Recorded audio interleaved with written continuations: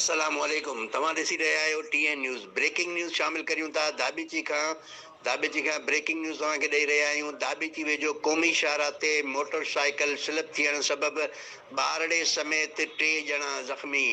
Breaking news तव्हांखे ॾियूं पिया दाबेची वेझो क़ौमी शाहरा ते मोटरसाइकिल स्लिप थियण सबबि ॿारड़े समेत 3 ॼणा ज़ख़्मी, जंहिंजे नतीजे में गगर वासी मोहम्मद चौहान, संदसि घरवारी रियाना ऐं 8 साला नींगर सख़्त ज़ख़्मी थी पिया। ज़ख़्मियुनि खे ॻणतीअ जोॻी हालत में घारो इस्पताल मुंतक़िल कयो वियो आहे।